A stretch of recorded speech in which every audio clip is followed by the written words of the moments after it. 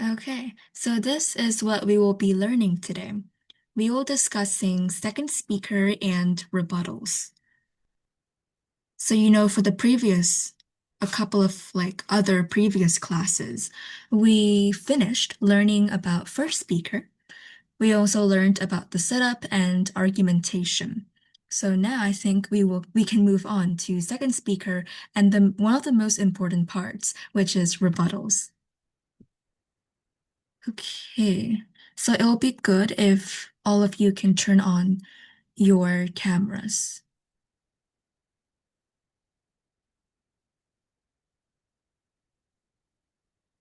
All right, so we'll get started with the question of the day. So first, before we get started, to practice speaking a little bit. And I also want to see how you guys think. So we have two questions.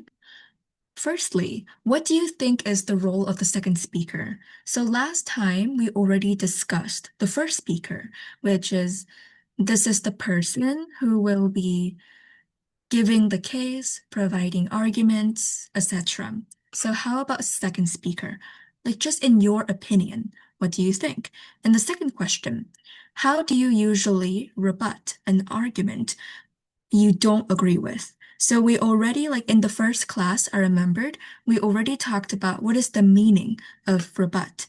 But in case some of you might not join that lesson, I will type the Vietnamese in the chat in case you haven't joined. It basically means phản biện, right? So you will just prove the other side wrong. But yeah, I'll give you guys 1 minute to think about these two questions, and then I'll ask a couple of you guys. Okay, Iris, if you want to answer, you can answer now. Okay, so actually, I think the role of this very second speaker should be the most important of them is about rebuttal. And besides, they need to also give the very first argument after the whole setup of all the arguments of the first speaker. And maybe they need to give some explanation uh, for the new argument. Yeah, that is the role of the second speaker, I think. The next one, when I do rebut, um, I actually I will focus on the data. Here, it maybe it gives something that I can think about. For example, in one of my debate class, um, one of my class debate, there's the opponent team give me some data like more than 43% of people do like this. And so after that, I just asked by rebut. I rebut by asking them, so how about more than 50% left? Yeah, I will focus on the data first. Next one, I will focus on some bias of their argument. Maybe they give their own bias in those arguments, and by that way, yeah, maybe I guess so. I think you're actually right. Okay. Because we have, like, for me, rebuttals, it's a bit different from argument because they don't really have a structure. So you can be very creative. And I think Iris is right. We can focus on the flaws or what the opponent is missing, and you can focus on that part. Okay. How about Hui? Um, I think that the second speaker must dismantle the opponent's core pillars by like exposing their logical flaws and weak evidence. And um,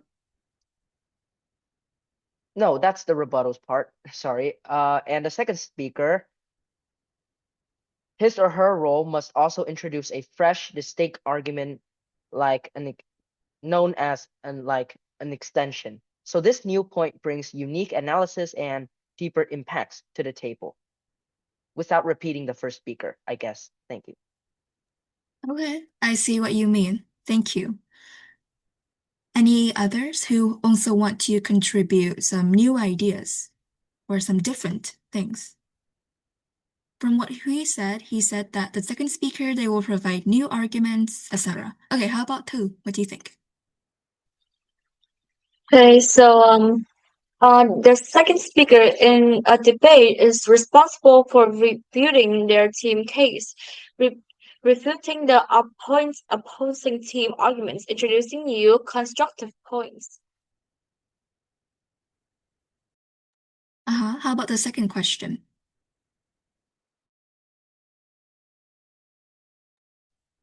Um, how to refute that one?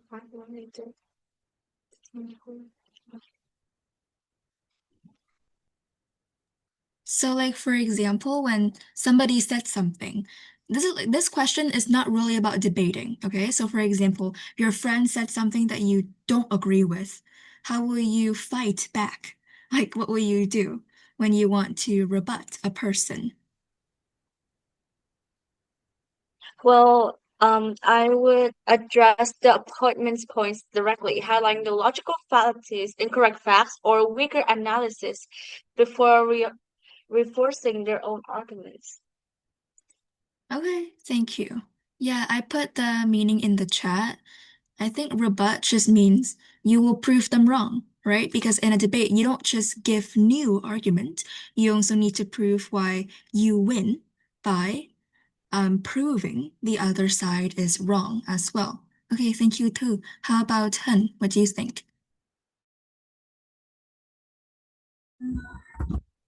I believe that the second speaker plays a vital role in a debate as they act as both the shield and sword. Like their main job is to deliver strong rebuttals to tear down the opponent's points, while also defending and rebuilding their own team case and bringing in new evidence to make it stronger. And when it comes to rebutting an argument that I disagree with, like I usually follow a simple four-step strategy. Like first, I start with a clear stating that what the opponent said, and then I present my counterclaim. After that, I just point out the flaws in the logic or to show that they lack solid evidence. And after all, finally, I just explain why their arguments is irrelevant to the main topic and proving that our team's point stands stronger. Yeah, that's all. Okay, I see that some of you already have quite a brief understanding of how to rebut, but like the main thing is still practicing, right? Because for me, I also provide you with different ways. However, the main thing is to practice as well. How about Neo? I think that the role of the second speaker is they have to be very creative and give really different viewpoints that can against the first speaker, the opponent's first speaker's arguments. And I think I usually rebut an argument that I don't agree, that I give a lot of viewpoints from my knowledge and also give them a statistic and real life experience so that I am like proof that I'm true and I should win in the context in the competition. I think so. Okay, thank you, Neo. So quite a lot of you have, presented your points. If you want to say more, you can. Anyone else?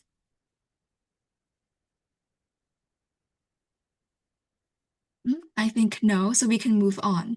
Well, for today, we will focus on second speaker. So here's our lesson plan.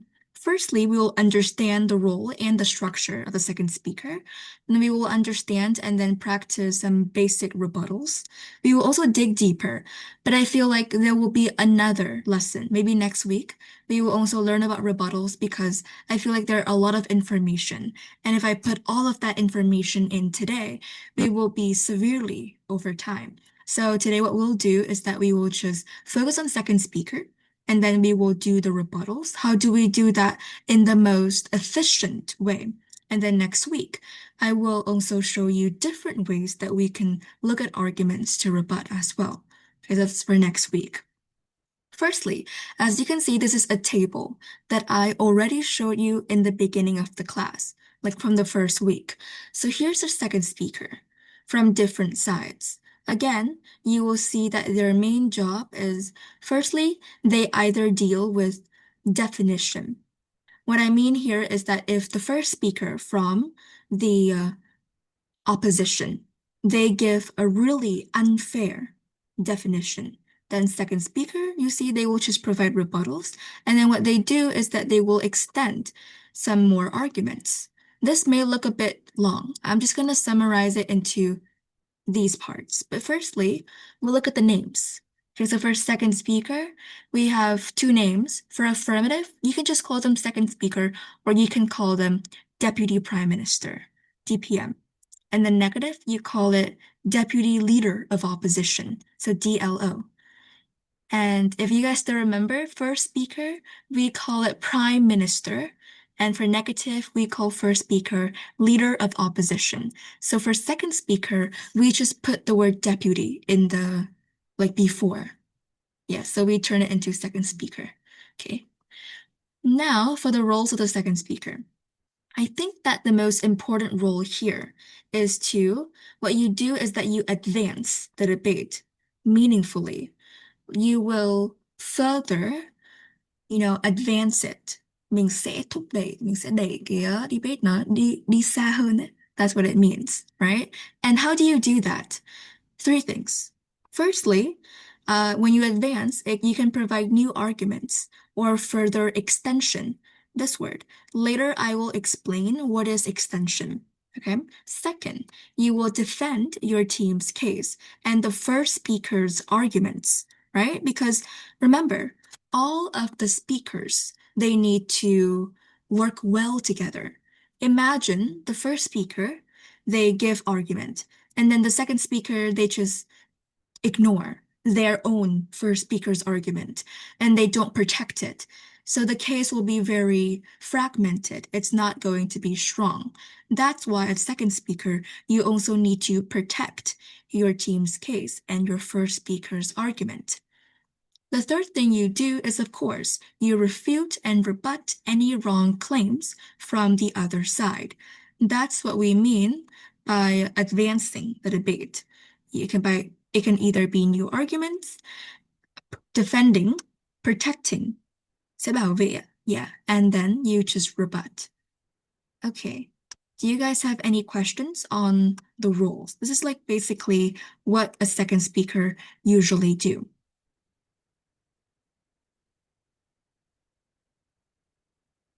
Okay. I think there are no questions. You can ask any questions if you have. Moving on, I guess. So here, those are 4 things the second speaker needs to present, basically the structure of their speech. 4 things. Firstly, we have reframe or rebuild. Same thing. We have rebuttals, we have new arguments or extension, and then we have weighing. Today we will only focus on rebuttals, but I will be explaining all of these terms. Okay, so I'll just explain each of them. Firstly, the first thing that the second speaker needs to do is to reframe or rebuild. Có nghĩa là thiết lập và xây dựng lại, right? What is the purpose? Firstly, you reframe if the first speaker from negative, okay, imagine you are affirmative, okay? So the same goes to the other side. Imagine you're affirmative. So you will reframe if the first speaker from negative provides any wrong interpretation or explanation.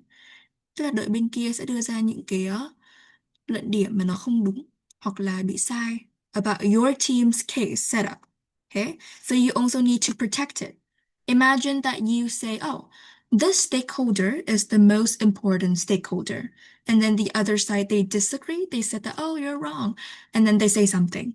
So on your side, as the second speaker, firstly, you also need to reframe, and then you will explain again why your team's setup, like the setup, the stakeholders, burden of proof. Why is it still correct? Okay. The second thing you do is that you rebuild. You will rebuild your first speaker's arguments by strengthening them. You argue how, despite others' rebuttals, your argument still stands strong. Tức là sau khi đội bên kia họ rebut lại, họ đã phản biện lại cái ý thứ nhất của người thứ nhất ấy, thì người thứ hai mình phải phản biện lại, mình sẽ phải giải thích tại sao mà cái ý đó nó vẫn đúng. Okay. Despite others' rebuttals, your argument is still strong. So this is similar to rebuttals, but like you will just re-explain your argument. You can add new information. You can add new examples, right? To make it stronger. Because you're the second speaker, you're able to do that. So that's on reframe and rebuild. Do you guys have any questions on this part as well?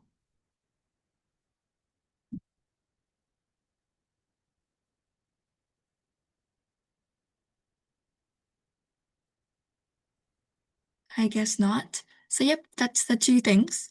It's really simple. Before you start your speech, okay, so let's say I'm the second speaker. So I will say, firstly, I will reframe my team's case. And then the other side is wrong. We believe that the main stakeholder is this. Basically, you will just protect your setup. And then you will just rebuild your first speaker's argument because your job is to protect your argument so that it still stands strong. Okay, next part, we have new arguments or extension. So now I will explain what is extension. So normally, a second speaker, they will provide one new argument. I think one is enough because the remaining time, they will spend it on rebutting, on rebuilding, and weighing. So you would just provide one new argument. If you want, you can still provide two, but I don't think that is effective because, if you provide two, it will not be very well explained. You provide one, you explain them in detail. Okay, but here's another thing you can do. Beside giving new arguments, you can also provide extension. Có nghĩa là cái phần mở rộng của những cái ý trước, right? So an extension is an argument that pushes an existing case by introducing new explanation, evidence, or views. Tức là thay vì việc mình đưa ra một cái luận điểm mới, thì mình sẽ mở rộng ở cái luận điểm cũ mà có thể người trước vừa nói, và mình sẽ giải thích thêm, đưa thêm nhiều khía cạnh khác. So you can do both. I mean, you can do both extension and argument, or you can do one of them. Okay, so it's up to you. Remember, extensions are different from new argument. Okay, new argument are brand new. They are completely different from your other arguments. An extension are just something that you provide to further explain the previous argument with like new explanation, new evidence, new impacts as well.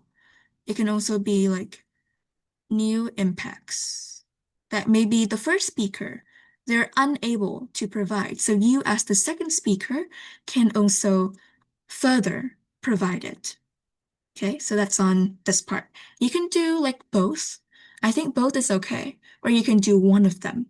Yes. So do you guys have any questions on this? You can ask anything.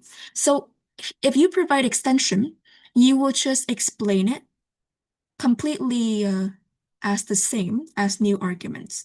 Like the way you explain it, you can refer back to last week. We learned about argumentation, how we explain argument. This is the same. You also explain extension just like that. You also need to have a claim, a context, and your explanation and your impact. Okay, so that's it. I'll give you like 20 seconds if you have any questions on this.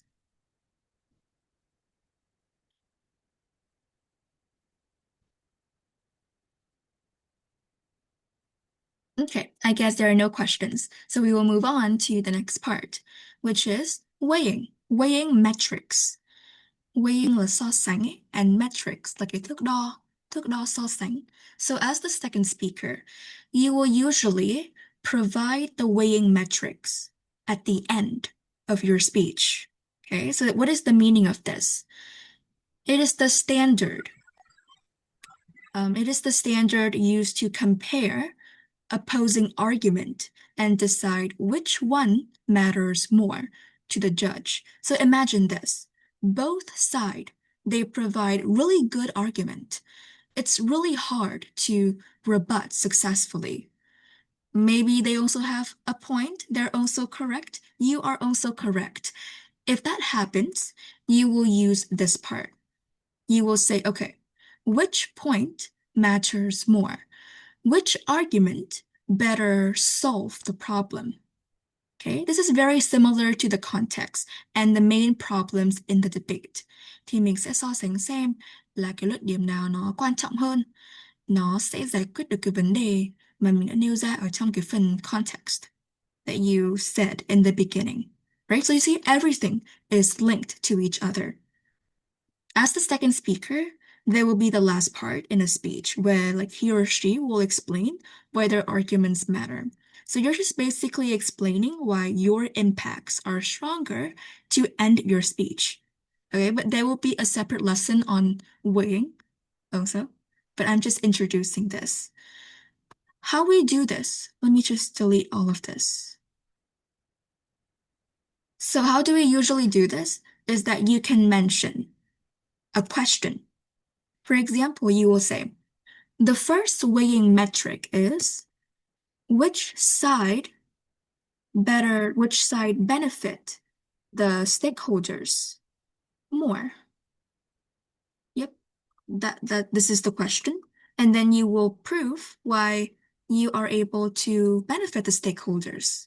Let's say the motion is, this house would make summer holiday longer. This house would make summer holiday longer, right? And then both sides, maybe on the affirmative, they say yes, because what's the harm? There's no harm. Students get more free time, they get more time to do whatever they want. That's an example. In the negative, they say there's no need to make it longer because during school, they also have small breaks. And now it's really hard to compare which side is better.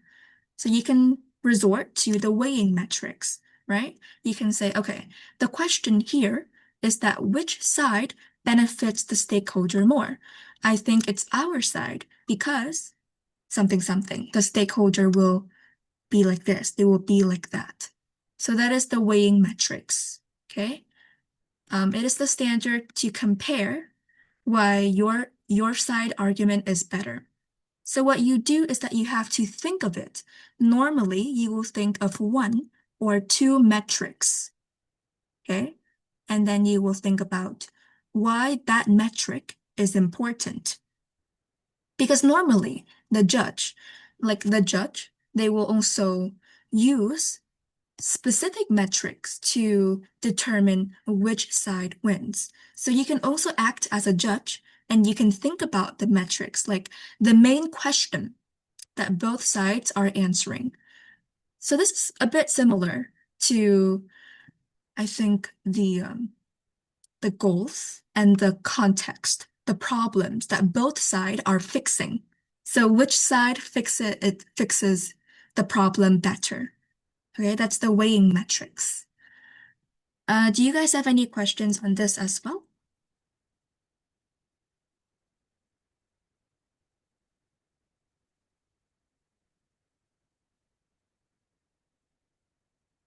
Okay, I see there are no questions. So we will also move on. Okay, so as you can see, this is the overall structure of second speaker. Firstly, of course, we have the intro, like really important. I mean, not just in debate, but in like presentation, we also need to have an introduction. Like you can lead in, you can be very creative with this. I don't have like a way for you to do introduction. It's up to you. And in week 6, today is week 4, and in week 6, we will have real debate matches. So we'll see how you do it. But yeah, the second thing is the reframe and rebuild. The third thing you do is rebuttals. I mean, you can switch. You can do rebuttals first, or you can do the rebuild first. It's up to you. Okay, switching. And then you provide for me the new arguments or extension. And the last part is that you do the weighing and you close your debate. And here are some further notes. Make sure to be clear about your structure when giving speeches. Okay? You don't have to say, now here is my rebuild, here is my rebuttals. Just be straight to the point. Next, some rebuttals for the other side. Here's our side argument, right? So you just state clearly the part that you're going to present next. Of course, this is only theory. We still need practice, but this is some notes for you. So we have gone over rebuild, argument, weighing. We have rebuttals, and that is the main part for today. Subject, rebuttals or refutation, both are the same.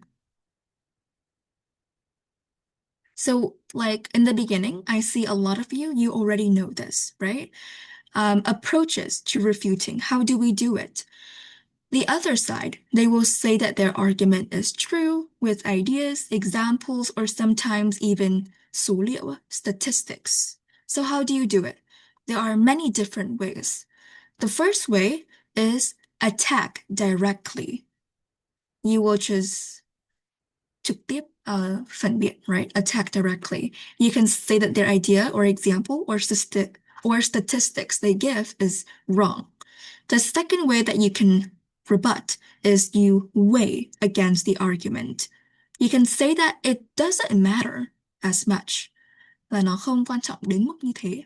Like what they say is not the most important thing in a debate.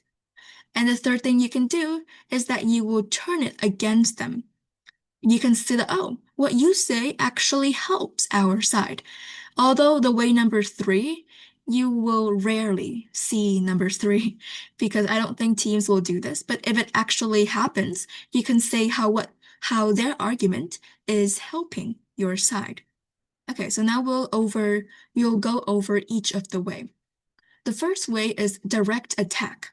So very simple, just directly attacking the point by saying the opposite of what they said is true. The goal here is to show that your opponent is 100% wrong. So you will just do direct rebuttals. You're wrong because of 3 reasons, A, B, C, something. Okay. Number 2 is weighing. So weighing is when you just contrast your ideas to the opponent's ideas. You will show why your ideas are just more important. And the goal is to show how you are 51% correct. I mean, this is only an example. But the point of weighing is that you will show number 1, why your impact is bigger. Okay? Why your ideas are more important, why it actually solves the problem better compared to the other side. And next, turn it against them. So normally you don't see this, but you can say that their point is actually beneficial for your side. So if the opponent, they accidentally makes a mistake, then the argument can be turned to help your side. Okay? So some further notes on rebuttals. These 3 things are important, as you can see. Firstly, refutation or rebuttals is very similar to argument, right? It also requires structure. Tức là mình sẽ không phản biện theo kiểu là theo cảm tính, mà nó sẽ giống với luận điểm ấy. Mình cũng sẽ cần một cái claim, like you also need a point, you also need explanation, mình phải giải thích tại sao cái phản biện của mình nó đúng ấy. And you also need the impact as well. So it's kind of similar to arguments. It needs a structure. And the second thing, what should you refute? So you should not refute the entire point at once, right? Because you need to refute each part. Tức là mình không nên chỉ tập trung vào cái luận điểm chính mà mình cần phải nghe hết cái luận điểm của họ. Bởi vì trong một luận điểm nó sẽ có nhiều phần ấy. Like there will be many parts in a claim. we have like mechanism, we have impact, right? So you don't just refute one of them. You need to refute all of them. For example, like a lot of debaters, they only pay attention to the claim. Let's say the other side said, "Oh, we should not have longer summer holiday because students they will not focus on reviewing the lesson." And then you just listen to that and you rebut. Well, that's totally okay. You also need to listen to how the other side they explain what is their mechanism and what is the impact of their argument, because later you will have to provide like the weighing, and you will provide like which side impact is actually better, is stronger. So don't just listen to only the claim. Listen to other parts and rebut each part. Okay? So that is some notes on rebuttals. I think I'll give you guys 30 seconds to read again, think again a little bit, and you can ask me some questions if you wish. I think I really encourage for you guys to ask questions if you have something that you don't really understand.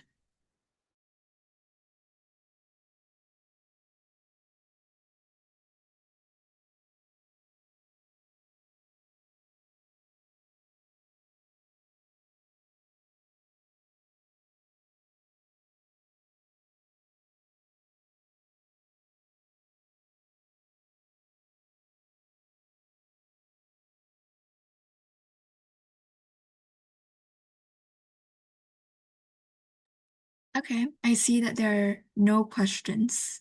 So we can move on. Last slide.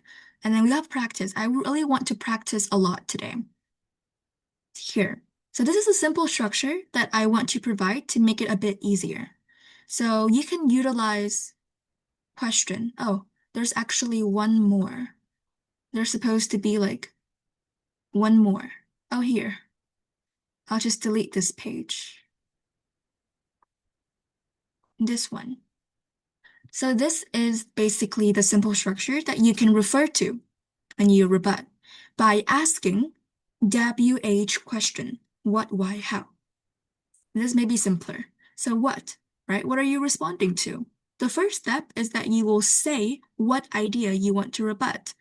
So you will just say, okay, firstly, the other side said this, something, something, and then you rebut. The first step is that you just said, what are you responding to? Secondly is the why. So why is that idea false? Why is the impact not as big as yours? Okay, the next thing is the how. How is your idea better?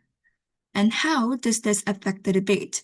So you don't just tell the debaters why they are false. You also tell them why your idea is better. So this is what I mean by rebuilding. Tức là mình có thể gộp cái phần rebuild vào trong phần rebut được. Like in the rebuttals, you can also combine the rebuild. You will say, okay, why is my first speaker's argument strong? Why is it still stands? Okay, so how is your idea better? And there's the number 4 that I have set in like past. Do you remember that in the setup, we have something called preemption? Okay, I will ask one person, what is preemption? Can somebody tell me? Neil, what is preemption? For me, like what I remember, I think with preemptions uh is that we can is that the predictions is that the predictions of the arguments that the opponents might say, and we know that that what arguments the opponent might say, and we like can prove that we are true about that argument. Yeah, I think it's preemption. All right, thank you. Yeah, that's correct. You just predict what they say and you just rebut them. That's what you do in first. You can also do that in second. You can do that in any speeches except for third. Okay, because third cannot predict anymore. But yeah, like the previous time, we have actually practiced rebuttal before. This lesson is just, more detailed into that. So number 4, you can provide even if analysis. Là ngay cả khi, even if. Optional. So you can do this, but if you can, it will be very strong. So how does this work? Basically, even if what the other side said might be true, the impact is still not as important, or it is not the most important thing in the debate, right? Because you have to take the best case and the worst case from the other side. You say, okay, even if that might be true, still not important, and you explain why so. So these are four steps to rebuttals that you can take. Yep. Do you guys have any question on this as well? So you see, it's a bit similar to argument, right? Because the what is like the claim. The why is like the mechanism, the explanation. The how is like the impact. Like, why is your idea better? And the even if is just one thing that you add. Yep, so kind of similar to arguments in a way, if you look at it. Okay, I guess there are no more questions for this, right? So we can do a lot of practice for today.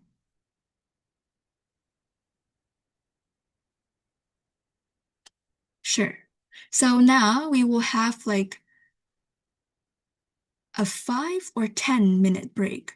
In the 10-minute break, I want all of you to send topics. Okay, a lot of topics you want for the motion. You can send it in the chat, and we'll have a 10-minute break. We'll come back at 8:50.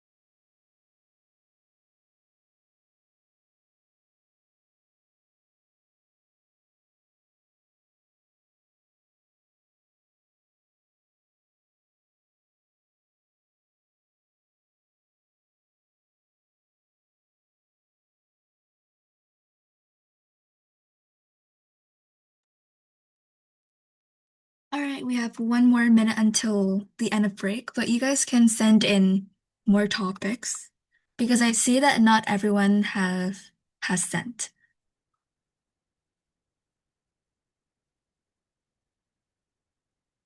So here's the wheel. I'm not sure if we should put Steve Jobs in it. Maybe not. Okay. Well, any others have any topics that you guys want to share? I see a lot of cool ones in here. Okay, we'll wait exactly 50. If there are no more topics, then I'll just spin.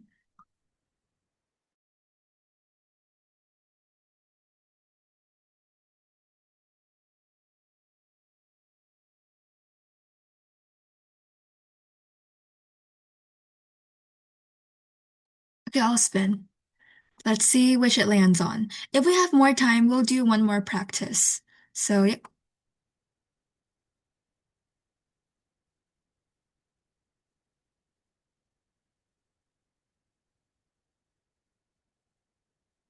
Okay, so we have temperature. We will spin one more topics and you guys can choose one of these two. Okay, so we have temperature. Let's see what else.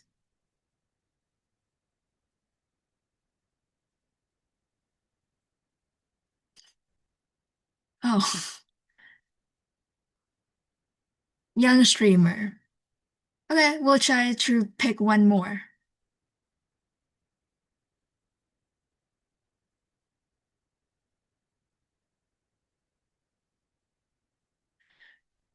Uh-huh, waste of money. I don't really understand this as much. Like, what do we mean by waste of money? Because waste of money can be on a lot of different topics, right? Okay, I'll just spin one more time.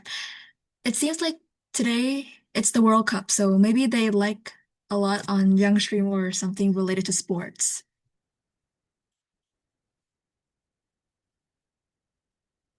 Okay, finally, a decent topic. Business and their impacts to the environment. Uh-huh. So we have like temperature, young streamers, and business and their impacts to the environment. So you guys can like put emojis on the topics that you want. Okay? No, no. I mean put the emojis like this under the message.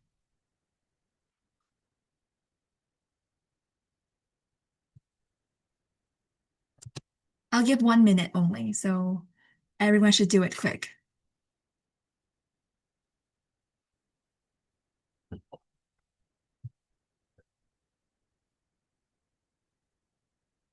And everyone should vote as well because, it's class and you guys should do it. I see a lot of people hasn't turned on their camera, so if you are comfortable, you can turn it on.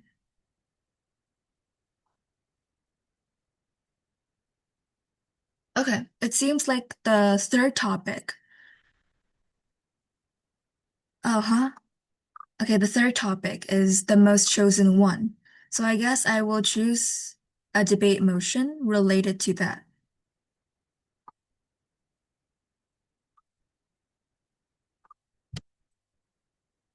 You guys can wait me like 30 seconds. And today we will not do team anymore. I'll try something different.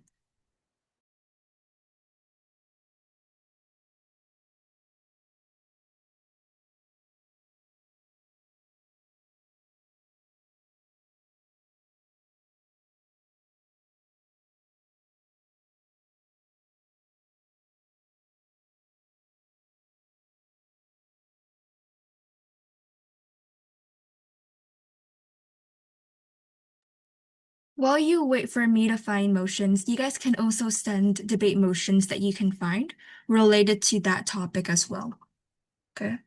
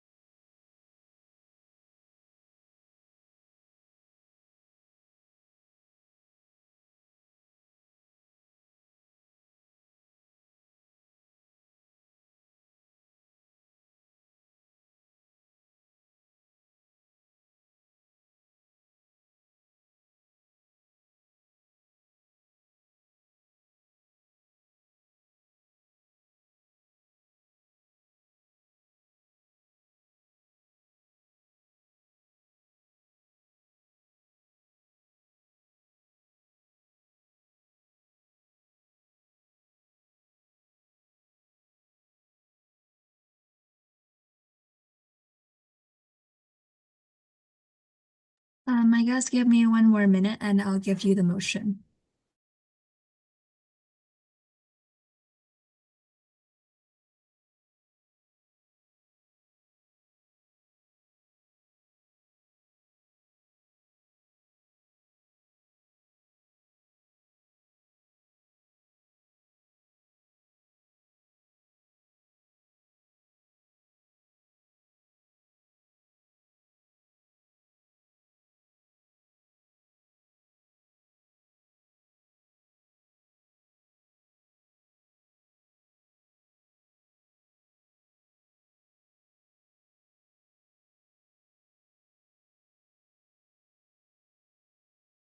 All right, I have the motion.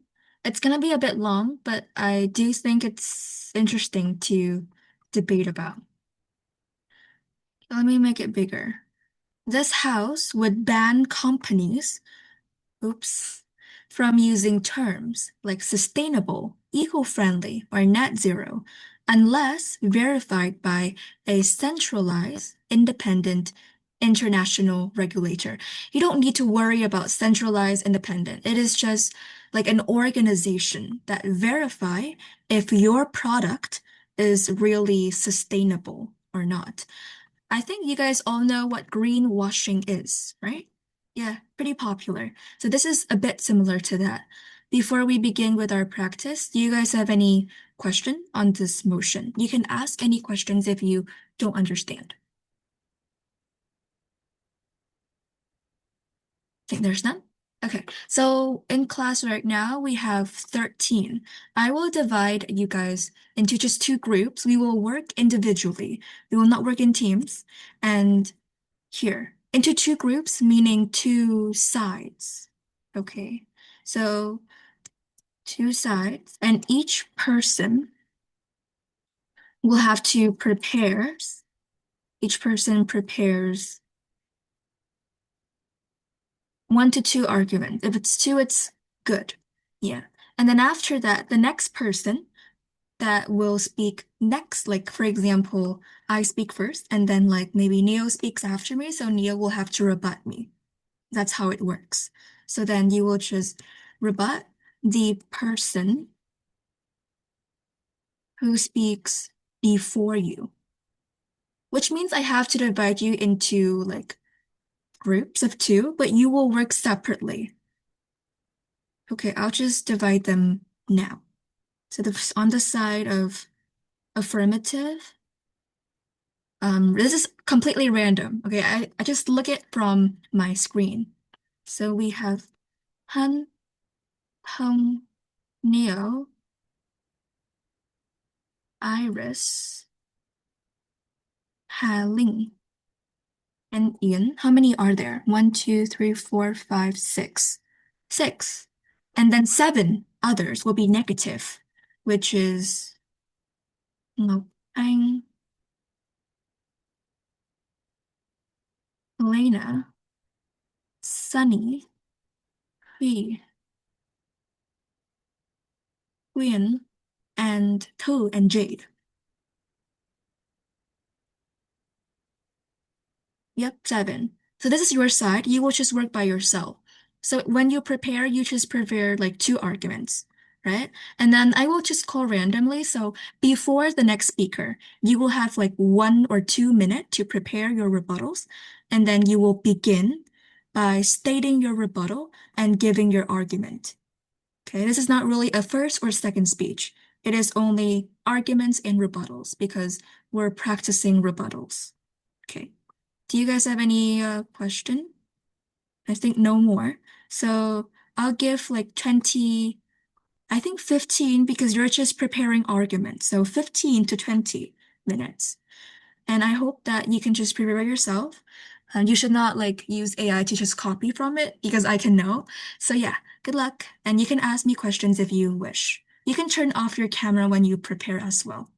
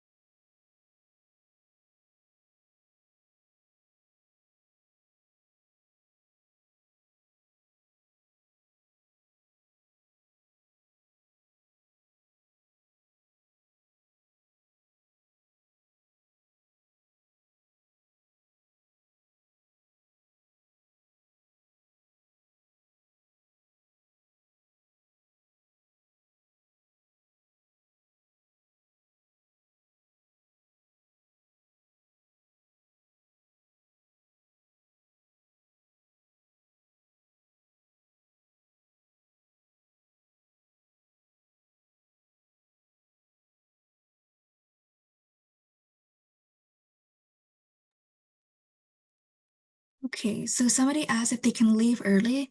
You can leave early now, just that you won't be able to speak. So yeah, you can totally leave early.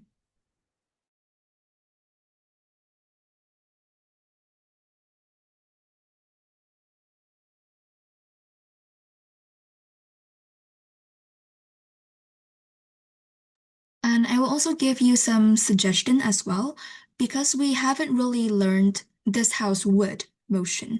We only practice this house believes that a lot. So you can focus on whether it is effective to ban, like effectiveness.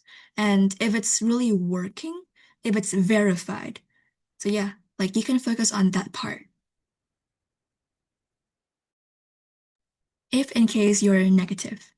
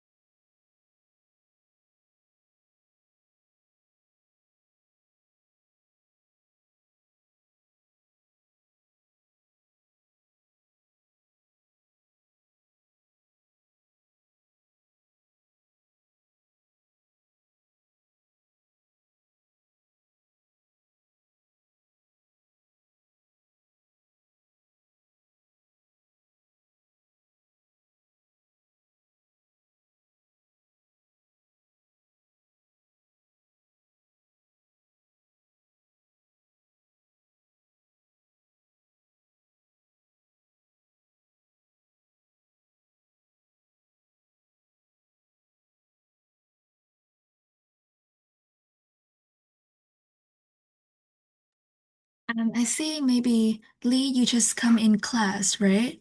So yep, we're just practicing now. Today we learn about rebuttals, and I assign everyone into groups. So maybe I will also assign you into one group. You can be on the affirmative side. Here, I will resend it in the chat. Okay, so you just prepare like one or two arguments on your side, and then later you will speak and then rebut the person who speaks before you. Okay, it's in the chat. You can look at it. And I also send the slides in Zello as well.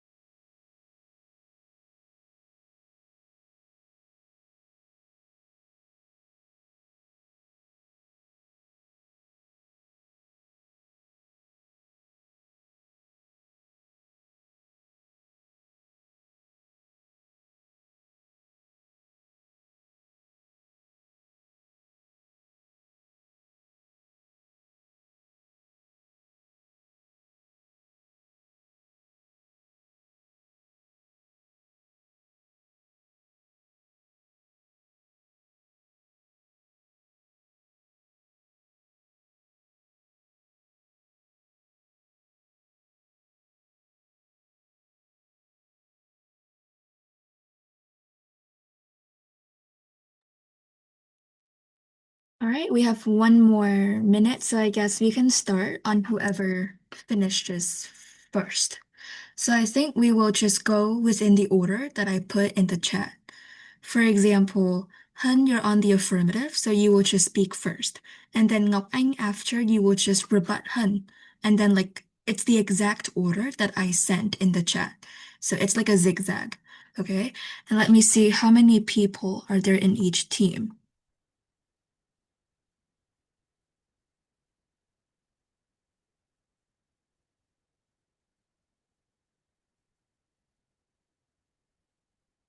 And for example, like because Hun is the one who speaks first, so you cannot rebut anybody. You will be rebutting the last person on the negative team. Okay? So that's how it works.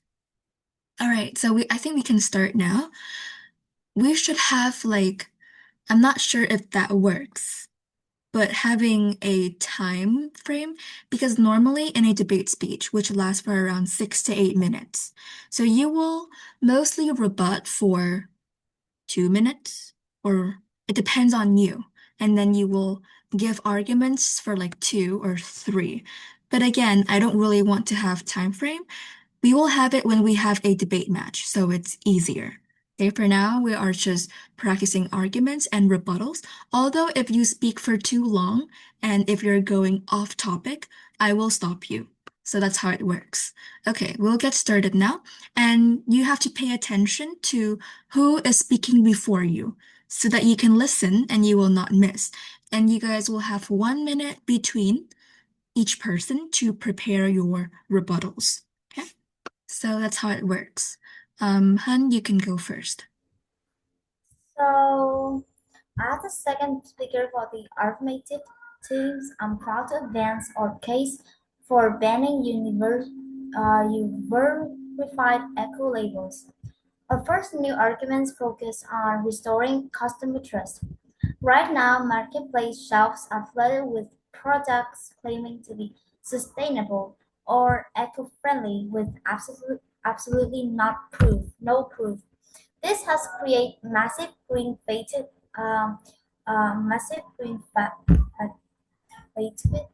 Consumers are so overwhelmed by fake claims that they have stopped believing these words altogether. By enforcing a centralized global standard, we can clear out noise, protect shoppers from deception, and also ensure that truly ethical brands can finally stand out. Moreover, our second argument is about forcing real corporate accountabilities. Let's face it now. Changing a product's packaging to look green and slapping a net zero buzzword on it is incredibly cheap. Changing actual factory practices and supply chains is what's expensive. And as long as companies can use these terms for free, they will always choose to use cheap marketing over real climate action. So by banning these universal claims, we can take away their paper shed. If corporations want to tap into multi-billion-dollar uh, eco-conscious market, they will be forced to actually invest their money into real, measurable environmental changes to earn that label. So therefore, to protect both customer and the planet, this motion must pass. And thank you for listening. Okay. For the sake of rebuttals, I will not analyze your argument just because like we'll just go. So the next person will be Ngọc Anh, right? You will have 1 minute. If you don't want the 1 minute, you can just start if you want that.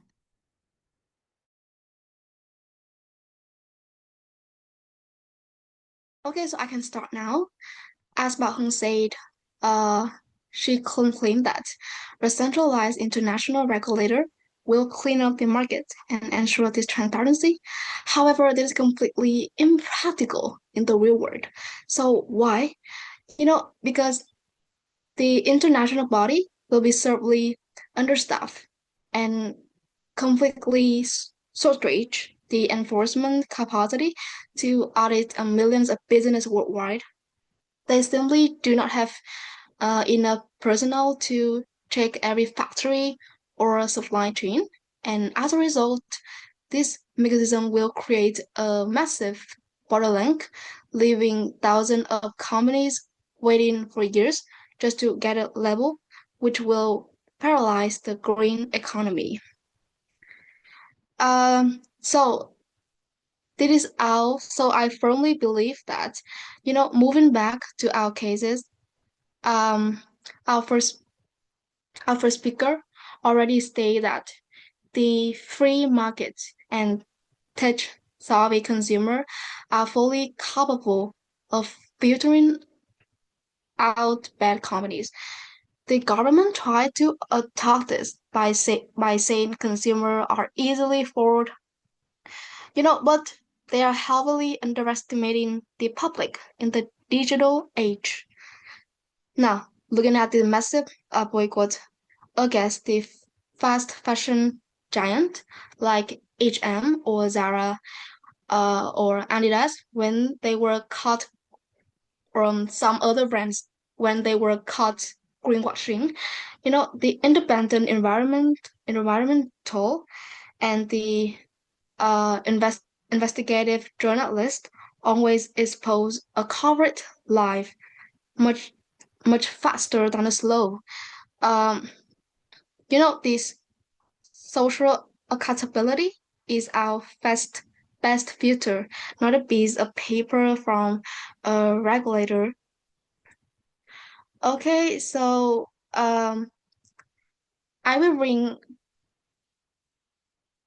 a brand new argument to this debate. This policy is deeply unfair because it will protect the multi-billion dollar corporations while destroying the small and medium enterprises. To get verified by the international regulator, the business must pay the prohibitive cost, or let's say about some small business or something is unknown nowadays, they have some drawback, I think. They will have to take more time to be verified, and so finally I think that they will be more disadvantageous in I mean they will get some challenge, or is more is kind of hard for them to like being verified. Yeah. So yeah, that's my argument.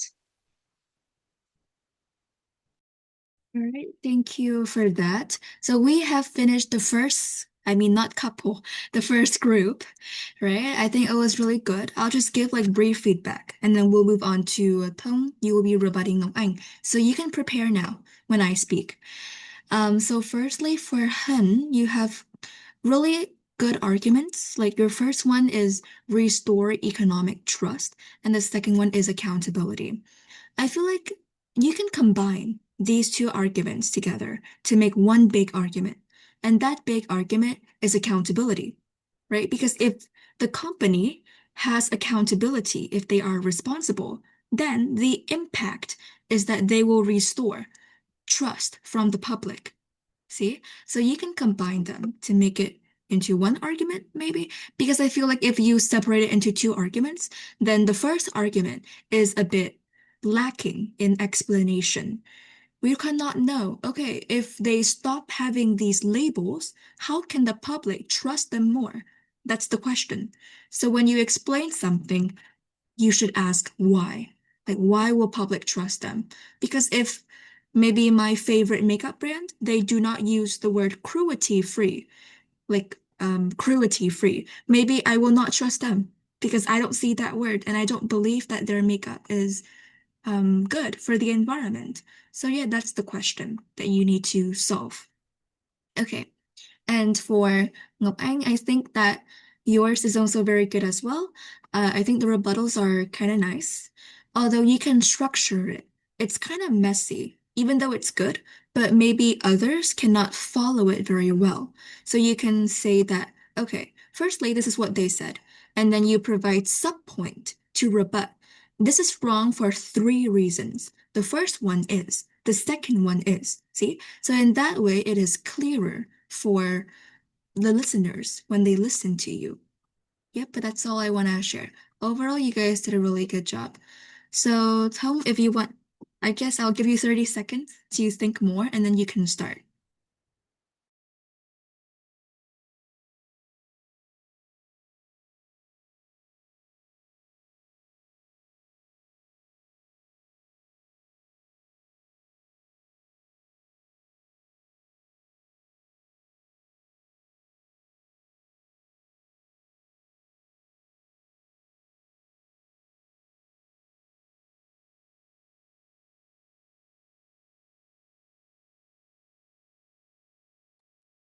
Tom, you can start now if you want. Just remember, just try your best, okay? We're just practicing, so no need to worry.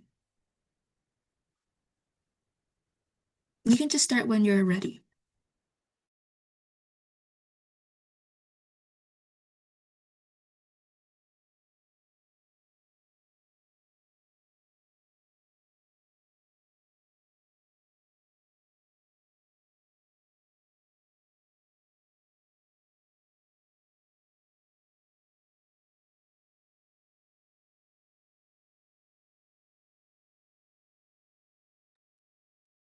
Okay, Tom, are you there? You can just, provide the argument that you prepare and maybe try rebutting a bit from the previous speaker.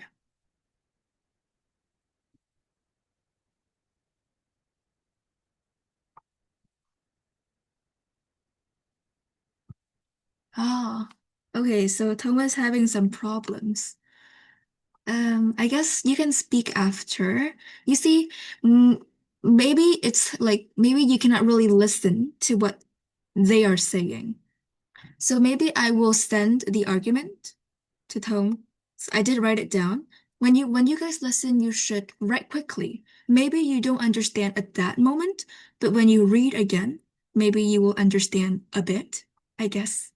But yeah, so basically what Ngọc Anh said is that she said, this is really unfair because maybe big companies, they can pay the cost to get their brand verified and they get the logos like sustainable.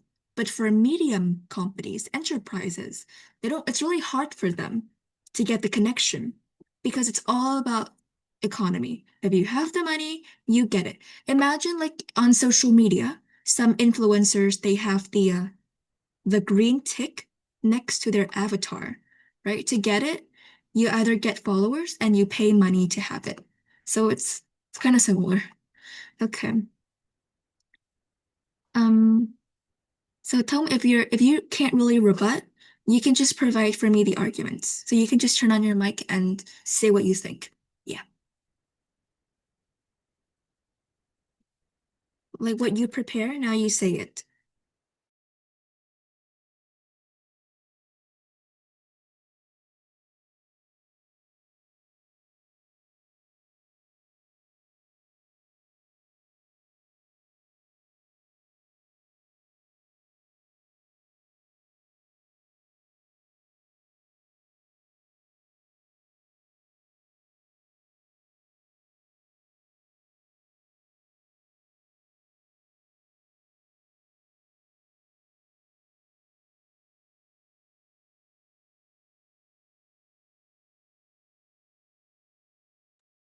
Uh, just turn on your mic and present your argument that you prepare, if that works. Because like I cannot call the next person because it's like rebuttals. Oh, okay. So maybe I can call. Remember, if you guys don't really understand the motion, you should ask so that it will be better when we are doing practice. Okay, so I guess we have to switch. I'm not sure, but Neo, did you listen to Ngọc Anh? Can you rebut her and present your arguments, if possible? Yeah, I think so. Okay, you can start, or I'll give you a bit of time, but you can start if you want. Okay, please give me 1 minute. Okay.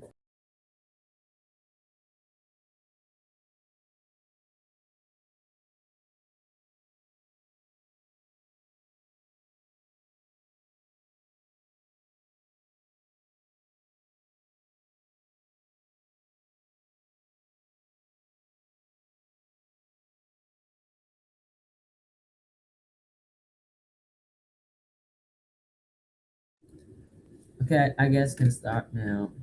Okay. So, like Anh says, it costs a lot of money for small companies to go to the centralized and independence organizations. This is a reminder. And independence organizations to prove that they are generally eco-friendly and net zero. So for me, I think it's worth the monies. Like some small companies they need to have enough money when they start companies, and they need to prepare to be approved for international organizations, and it's also really benefit because they will have a genuine eco-friendly and net zero. There's not fake because a lot of users they don't actually know like are these products are eco-friendly or sustainable, so they are really unsure about that and they just follow the tag and they think yeah I think like it's believed like this is uh environmentally friendly, so I think it's worth the money and that product should be checked by international regulators. And one thing that I want to extend is that independent international regulators help other companies, include big companies, to improve their products, make genuine decarbonizations, and also internalize the environment's externality, like it's like to make the products truly eco-friendly with the users and the environment. So yeah, this is really important and essential for big companies and also small companies and industry to verify by a centralized independent international regulator. That's my speak. Thank you. All right, I think it was really good. I will call the next person and I will give feedback on both of you. So the next is Helena. You will be rebutting Neo and provide your arguments. So you have 1 minute to prepare. You can just speak when you're ready.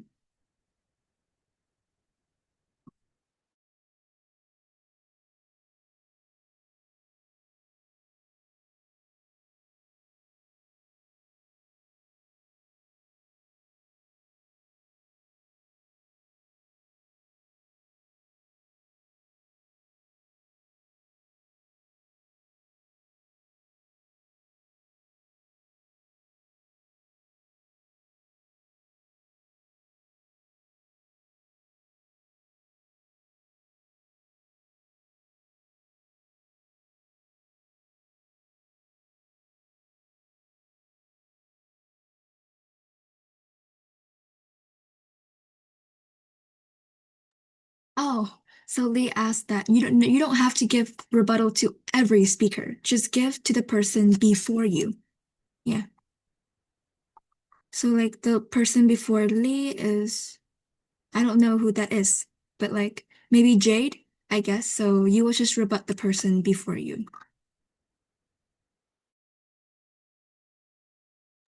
Okay, Helena, you ready to start? Yes, sorry.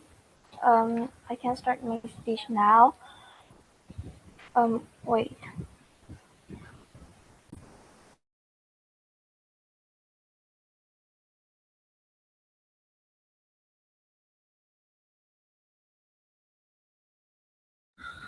Okay, so I just want to start my speech after 3, 2, and 1. So today I stand on the negative side for the motions that this House would ban companies from using terms like sustainable, eco-friendly, or net zero unless verified as centralized, independent, international regulators. So while we agree that like greenwashing is a serious issue, but this policy is not the right solution. Like it's create more problems than it solves, and I will prove two main arguments. First, these policies unfairly disadvantage small business.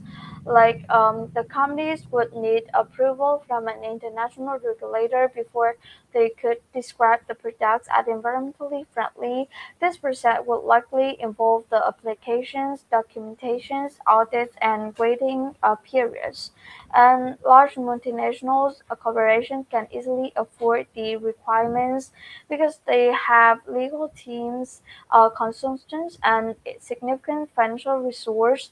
Um, but the small business often operate with limited budgets and staff, so many genuinely environmentally conscious small business will struggle to obtain certifications. Even if their products are actually sustainable, they would lose the ability to communicate their effort to consumers, and this creates an unfair market where large corporations gain more visibility while smaller competitors are pushed aside.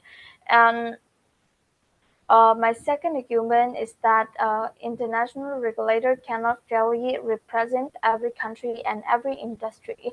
So environmental challenges differ greatly around the world. For example, a country experiencing severe water shortage may prioritize water conservation. Another country may focus on protecting forests or reducing air pollution. What counts as environmentally responsible in one region may not be the most effective solution in another. And this motion gives one international body the power to decide which environmental claims are acceptable for everyone, and this will create a one-size-fits-all system that ignores local realities. And the countries who understand their own environmental may need better than a distant international regulator, and the business should be evaluated according to standards that reflect their local circumstance, not a universal framework that may not fit their situations. And my like the speaker that speak before me had a claim that policy prevent greenwashing and help consumer trust the environmental claim. But however, greenwashing can already be addressed through national consumer protection laws, advertising standards, and independent certification organizations. And we do not need to create a more powerful global regulator that controls environmental language worldwide. In fact, that concentrating all authority in a single institution creates new risks. That if that regulator makes mistake, become inefficient or set poor standards, so business and consumer around the world will be affected. Thank you for listening to me. All right. Thank you, both of you. That was really good. So now I'll give feedback. First of all, to Neo first. I really like Neo's rebuttals. It was really clear, right? So the previous speaker before, she said that it's unfair to medium enterprises. So Neo said, but it's actually worth the money. And he explained why it's worth the money. So this is an example of turning their argument into your benefit, right? Because the others had said, oh, it's really costly. And then you use it to your benefit. And you said, but it's worth the cost. Cost is not the most important thing in this debate because you can further explain it by saying businesses, they have to invest in a lot of other things, not just this one. So it's totally okay for them to pay more money for their products to be verified.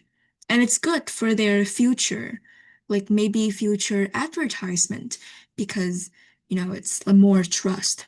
That's how you can like further explain it. And your argument is about how regulators, help their companies. So overall, I think it was good. If you want to improve, maybe just the structure. So you can be clearer. You can say, these are two reasons why my argument is true. And then you state that. Like just a very simple thing you can do to make it clearer for the listeners. Okay, but overall, I think you're very good at the rebuttals part. Next for Helena. So Helena provides really two clear arguments. And I think her main argument is on it cannot represent every single industry because we're having one international body to provide the verification. I think that's a strong argument, first of all. I think it would be better if you provide for me the impact. Like you do explain it, it's just that the impact is not clear. So you can say, okay, what happens if we have like one central body?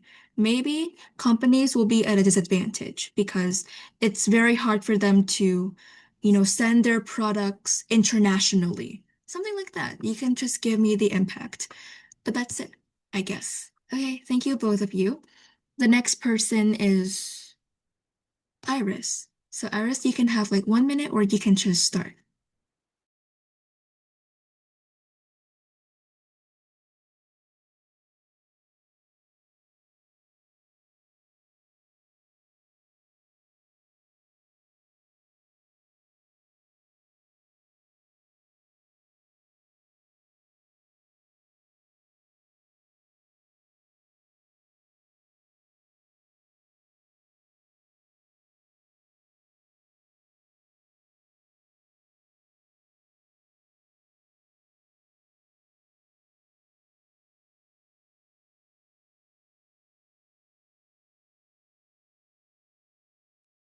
Oh, actually, I am waiting for Sunny's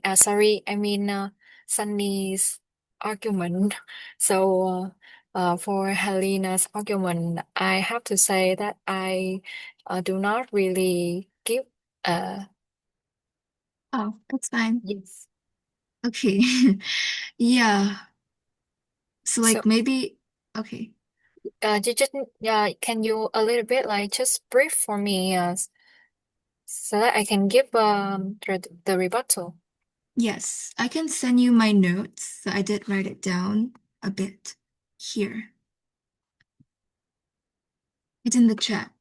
So what Helena said is that, first of all, it's very hard to obtain, the certification for your products to be sustainable, net zero, green, environmental friendly.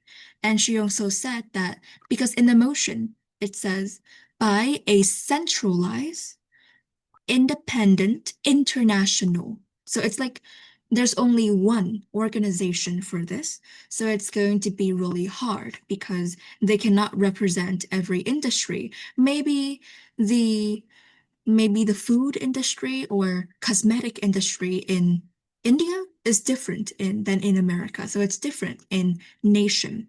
So she said that if we have one body, and that one body has the power to decide everything, then it's going to be unfair because you have to send your products internationally.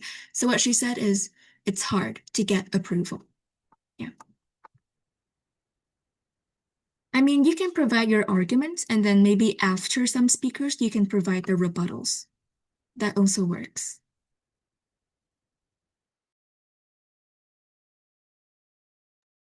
So do you want to provide like your arguments now? And then maybe I can call you to present the rebuttals at the end.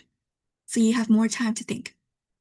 Okay, I can give my argument and also after that the rebuttal, okay? Sure. So, okay, so here is my argument. Actually, hope that we should ban the companies that using terms like sustainable, eco-friendly, and net zero, unless any independent verified because their claims can harm the true sustainable businesses. We all know that many companies nowadays using environmental labels as a marketing tool, so they can get some gains from that, reputation, more attention, and by that way also more money, I guess. However, some of them do not give any meaningful environmental improvements and even harm the environment. So actually, I believe that the mechanism here is that when consumers cannot distinguish between genuine sustainability, the true sustainability, and greenwashing, the companies can just claim to be sustainable and they can receive the same reputational and also commercial benefits as the companies that actually invest in sustainability. And by that way, the businesses that have, they can have less incentive to make truly environmental environments, and they just can obtain similar rewards through these marketing alone. And the impact here can create unfair competition and discourage some true sustainability effort, even from the SMEs company. And we should require independent verification. The market will reward the companies based on the actual environmental values they bring to, rather than just some advertising claims. So here's my rebuttal. Okay, so Helena, she talked about the maybe the same. We cannot have the same standard for all all country, right? However, I think that when it comes to environmental values, environmental advertising, like when you use these terms, you need to know that those are the common standards of the global. And by that way, we need to be careful when we use those words. If we want to use the words verification is in need, and there should be no difference between country to country and industry to industry. There should be some different types of evaluations, but not the whole. I mean, the verification is still in need, and it is good for all the global environmental impact. Okay. And one more, I also think that just only one regulation does not mean one identical requirement, because one regulator does not mean that we have one size fit for all. We can change it a little bit. Maybe for the food, for the food industry, we can have one source of accountability. We will have another way to evaluate, and the imperfect regulation is quite better than we have no regulation. I believe that, as I said before, verification is in need.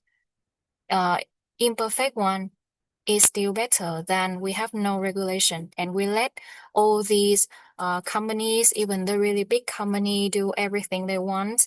Let them to deceive the consumers and also discourage others true sustainable companies. Yeah, so what's happened? We need to think about that, and that is my all. Thank you for listening. Yes, thank you, Iris. That was really good. Okay, I will give feedback after the next person, which is Sunny. So, Sunny, you can have 1 minute to prepare your rebuttals, and then you will just speak. Or you can speak now if you wish. Okay, so I think I may stop my speech now. So hello everyone. So today I will talk about the motion is THW banned companies from using terms like sustainable, eco-friendly, or net zero unless verified by a centralized independent international regulator, which I was disagree about.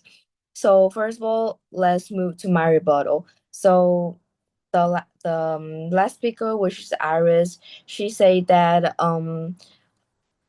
consumers when watching the companies and receive the same reputation, which I was disagree about. Because in my opinion, it's just probably cre- rewards weight, but not like the quality, like the actually goodness. Because just imagine a big wealthy polluter, or I mean, the company will um probably can afford paperwork, like they are richer, they are bigger, so they will get big and like good reputation. But even though the small business, like the small company, they are very good, they are eco-friendly, or they are truly green, but because they are very small, they can afford the paper. So I think that they gets a bad reputation by accident. And some someone can also say that it represents every industry and countries fairly, which I also disagree about, because I think that is simply physically impossible. Because in the big group of international industry, I think that they cannot like know or understand truthfully about what different kinds of countries or companies that they really need. Like for example, farming, electronic, shopping, shipping, and more at the same time. And now let's move to my first argument. The first of all, I think that it will probably make a huge impact on small business because verified by a centralized independent international regulator costs a lot of money and takes huge effort and long time. So small business won't be able to afford these paperworks, as I said previously. So if they can't able to afford those paperworks, even if they are truly green businesses, they aren't allowed to tell people that they're eco-friendly or needs net zero and will easily lose their customers. And last but not least is the system will I think that it will be super slow because just in real life imagine um companies need to take a lot of time, like a long, very long time to check millions of companies. So by that, the system moves slowly, and the customer need to wait for years to find out about that. Oh, what is that eco-friendly product, or what is that, or to buy it when they need it right now, need it instantly. Thank you. All right, thank you to Iris and Sunny. So first of all, for Iris, I think it was really structured for both rebuttals and arguments. So for the rebuttals, you have three main claims. So the first one you said is this is the common standards globally. So there's no like there's not a lot of definition on like sustainable in this country or that country, which I think is a really strong rebuttal coming from your side. You also said that it's better than no regulation. I think this point it is good if you're able to explain further because on the other side, they also said that there are still regulation. It is just that they do not have verification. On the other side, maybe they will still have like other types of regulations. Some might say that. So you can also talk about the importance of having verification. Like why is it good to have verification? Because sure, if your product is bad and you say it is sustainable and then the public knows, then your product will be banned. But let's say if it has verification, then maybe it can prevent people from actually using it if in case that product is actually bad. So you can talk about that importance. That's just like a suggestion. And for the arguments, I think it was really good as well. Your point is different from others, which you say, um, sustainable businesses will have less incentive to make environmental friendly products, and it creates unfair competition. I think you can further ask why. Why would they have less incentives? You can provide like sub-points to explain. For example, they see it's unfair. They don't make enough profits compared to others, or they do not attract a lot of customers compared to other big businesses.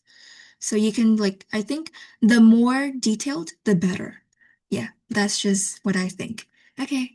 And for Sunny, I think like the same feedback pretty goes to you as well. Nothing much. For example, you also talked about like it's very slow.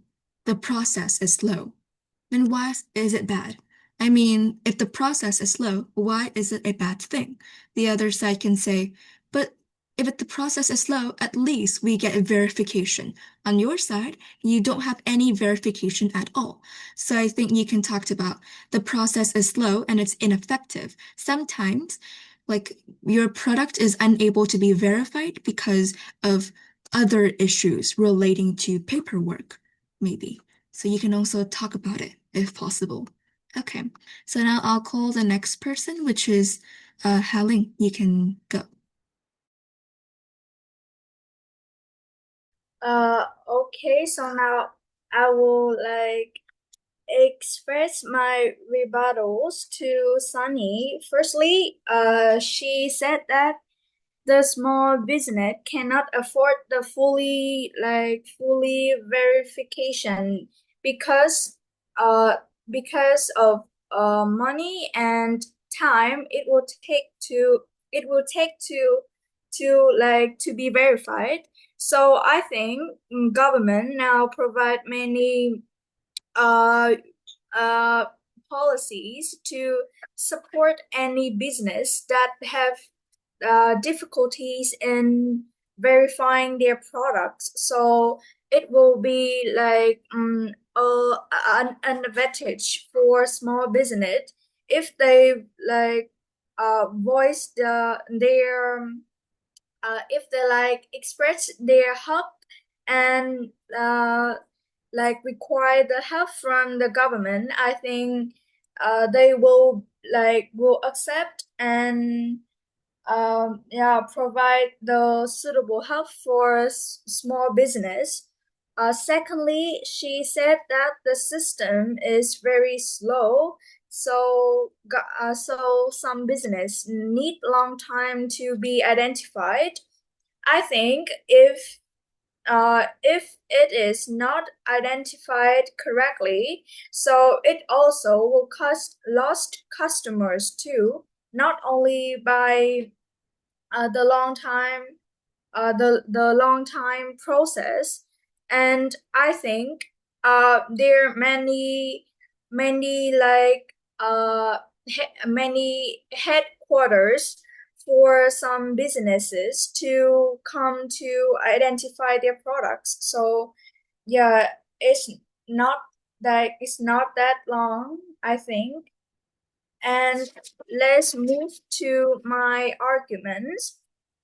I think that uh, mm, the House would ban companies from using terms like sustainable, eco-friendly, or net zero unless verified by a centralized international regulator, because those can protect customers from being scammed. Uh, Companies nowadays are motivated to appear green because customers are becoming increasingly aware of environmental issues.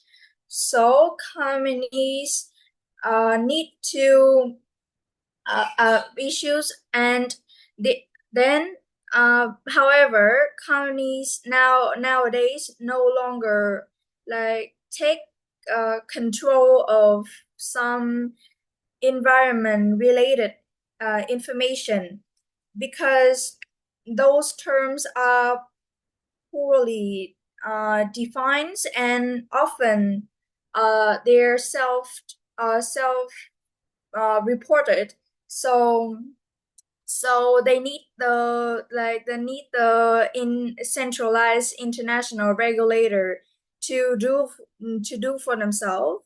Also, some because some companies introduce positive information such as recyclable packaging or reusable straws, but they don't conceal some negative impacts like high emissions and the number of times they can be reused. So they are not really be trust. Therefore, if if regulator make the requirement to verify their products, companies must provide the evidence, the clear evidence that meets a common standard to to um, to be verified and to introduce the products to the market. Therefore, they can reduce the ability to uh, exact to exaggerate their environmental performance. So there will be some greenwashing effect in the market as a whole. So yeah, thank you for listening. Thank you for your fine speech. Next up is Hui. You will be rebutting Haling.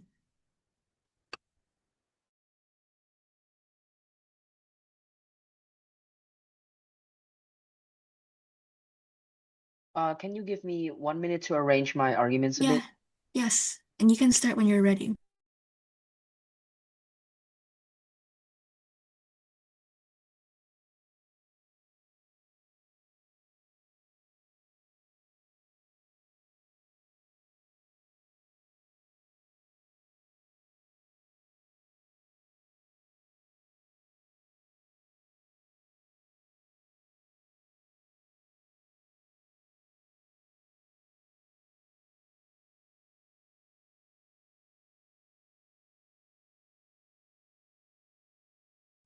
All right, so my speech will start in 3, 2, 1. I'd like to begin with some rebuttals here. The government argues that requiring companies to use certain terms protects customers from scams and ensures transparency, but this overlooks the deeper issue of poorly defined phrases. If companies themselves admit that these terms lack clear standards, then mandating their use only creates confusion rather than clarity. Customers may feel reassured by the presence of key words, yet without consistent definitions, they are misled into thinking that products are more trustworthy than they actually are. Moreover, while the government claims that regulators forcing companies to verify products would solve this, the reality is that companies often highlight minor features like reusable straws, whatever, while ignoring larger emissions problems. This selective disclosure shows that verification requirements cannot guarantee genuine accountability. Instead of protecting consumers, such measures risk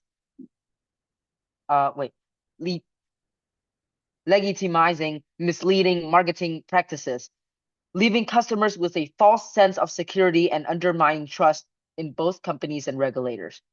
Following my rebuttals, initially I'd like to talk about the limitation of freedom of choice. When a policy or proposal imposes mandatory restrictions, it undermines individuals' autonomy to make decisions that best suit their circumstances. This mechanism erodes personal responsibility and discourages independent thinking, especially in societies that value democratic participation. In such a context, citizens begin to feel alienated from decision-making processes, viewing authority as intrusive rather than protective. The impact is profound. Resentment grows, compliance declines, and social trust weakens. Ultimately, destabilizing the cooperative foundation that policies rely on to succeed. Moving on to the economic burden and inefficiency that such measures often create.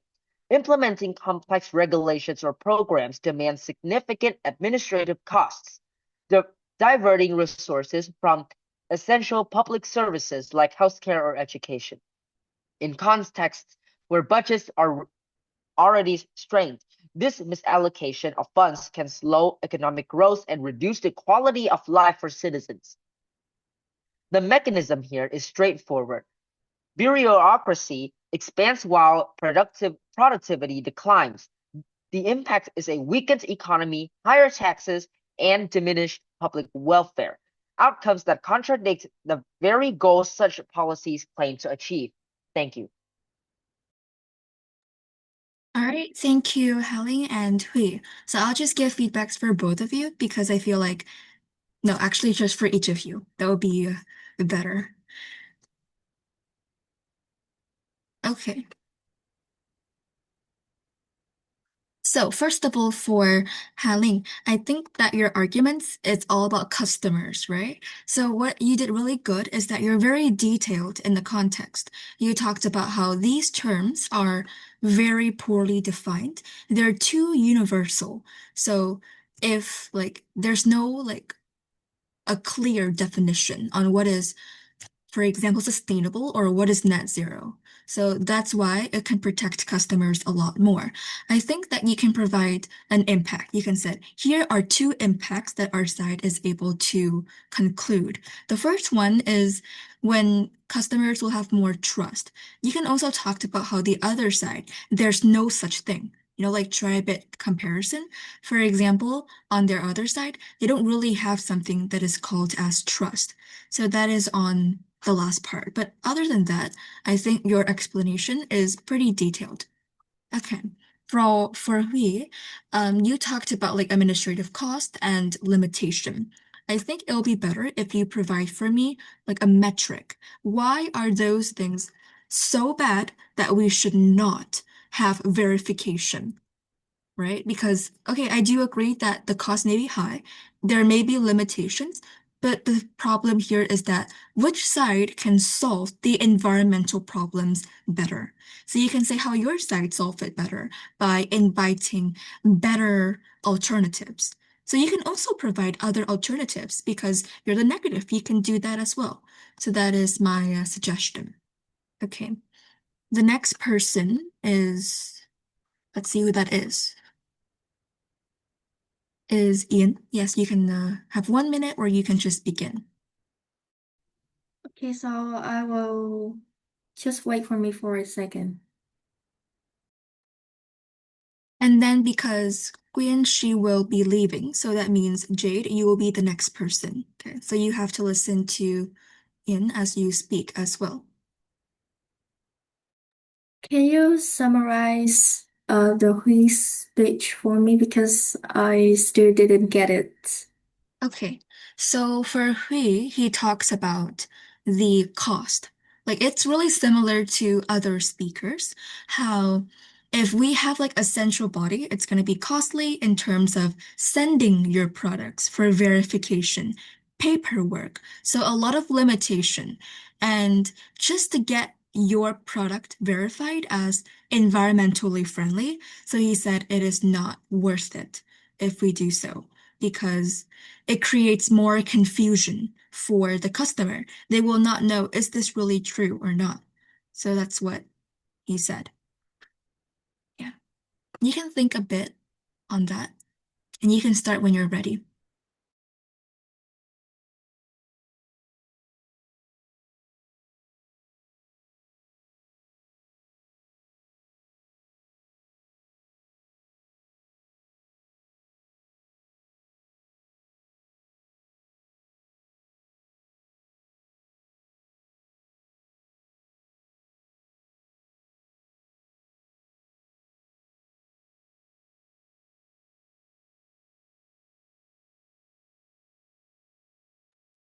Okay, so I would like to start about the rebuttals. I strongly believe that cost is justified. If companies want to make environmental claims that directly influence customer purchasing decisions, they should be able to prove those claims. Verification is reasonable cost for ensuring honesty and transparency. We already require companies to verify claims regarding food safety, medicine, and financial reporting. Environmental claims should be treated similarly because they also affect public welfare. The inconvenience faced by businesses is outweighed by the harm caused to millions of customers who may otherwise be miles by failed environmental claims. So that is all about my rebuttals. I will start my arguments. So in recent years, many companies have made notable efforts to improve their environmental performance. For instance, Vinamilk, a big company in Vietnam, has adopted recycled packaging and developed efficiently eco-farm. Similarly to Apple, has incorporated recycled materials such as aluminum go into its products while using 100% renewable energy in their process. These examples demonstrate that sustainability can be a genuine commitment rather than merely a marketing strategy. However, the growing popularity of environmental responsibility has also created an opportunity for abuse. As customers increasingly prefer environmentally conscious brands, many companies have been using terms such as sustainable and eco-friendly and net zero without sufficient evidence to support these claims. Consequently, these labels can be exploited as marketing tools to create a positive public image while concealing harmful environmental practices. So my first argument would be business are now exploiting the term eco-friendly to hide their potentially bad effects to either environment or the customers. To say more clearly, although their products came out with the term sustainable life, sustainable aims, it is indisputable that manufacturing processes are significantly more create more waste and pollution to the environment. So, for example, a company produces tote bags. The process requires a large amount of water, energy for the machines that probably create more carbon footprints. So, and besides that, their factory are usually put far away from society to just avoid criticisms. And besides that, they still promote their products in social media. And if consumers only use the bag a few times before discarding it, the environmental impacts may cause actually more harm than plastic bags can do. My second argument is it creates unfair competition and discourages real sustainability. So, consumers often prefer products that are heavily promoted with meaningful environmental messages. And as a result, the companies which is exploit this the tendency by advertising themselves as eco-friendly or sustainable, like greenwashing, so they continue to engage in environmentally harmful practices and they got higher profits. They create more market share and stronger brand recognition, while the genuinely sustainable companies often invest significant resources into reducing emissions, adopting cleaner technologies, and improving their supply chains. They often receive less recognition from the customers. So consequently, despite contributing more positively to the environment, these businesses are pushed behind competitors that rely on misleading environmental claims rather than genuine action.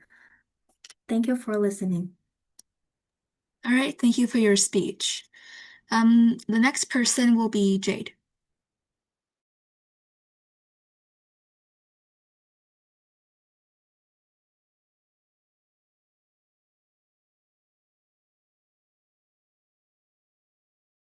I'm not sure if Jade is here because in Zalo, his mom said he cannot participate, and he is still here, so that's weird.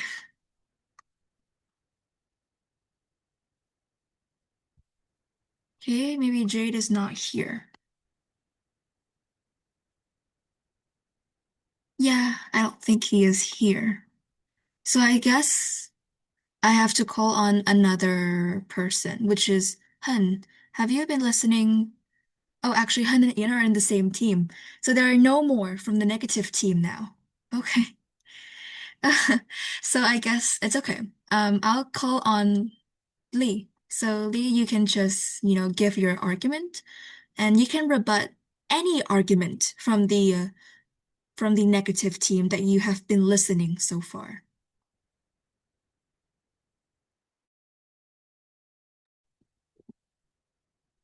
Sorry, but today my speaker is quite Oh, low. it's so fine. So you can just give me your arguments. Yeah. No, I mean, I can't understand or remember clearly any arguments the speaker Yeah. speaker is So speaking for. no need to give rebuttals. You can just give me your arguments that you maybe prepare. No, I haven't prepared anything. Oh, it's fine. Okay. You come in late anyway, so maybe I'll just give this as homework and you can just send it to me after. Yeah. Yes, That will be okay. So we have one last person, which is Tom. You can present yours and then we will end class. Tom, you there? You can present yours.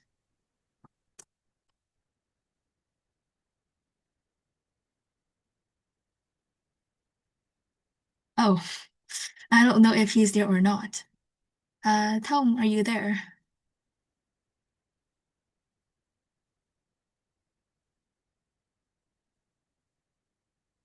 Oh, well, I mean, it's overtime anyway, and I cannot call him. So I think it's the end here. I'll give feedback to you, Ian. So I really like your rebuttal.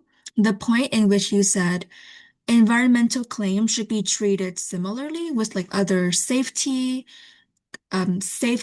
regulation or financial reporting. That's a really strong rebuttal. If it's possible, you can also make it more detailed. How exactly are they similar? You can illustrate.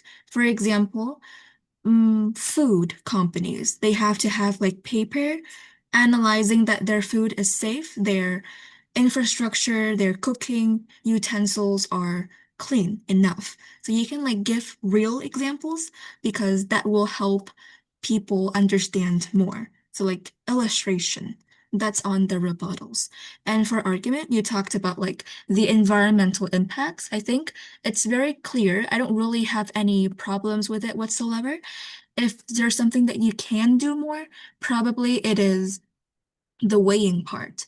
You can talk about how your side achieve better outcomes than the other side. Maybe the other side, they have something less cost, I mean, less confusion, but your side, maybe there is confusion, maybe the cost, it is kind of expensive, but you can explain how it is actually worth it to do so.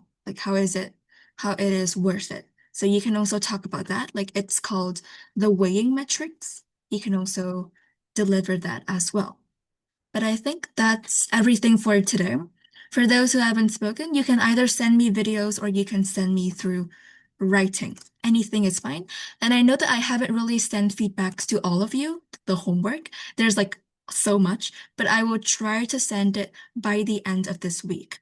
Okay? So before we leave, let's take a group picture as always, and then we can leave. Okay. You guys can turn on your cameras.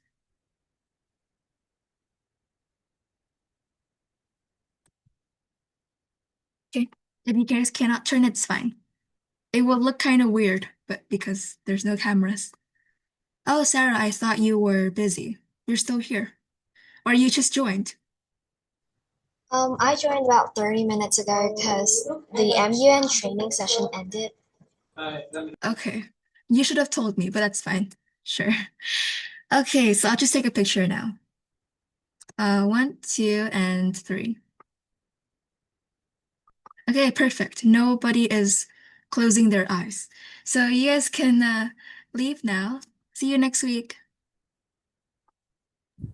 Bye.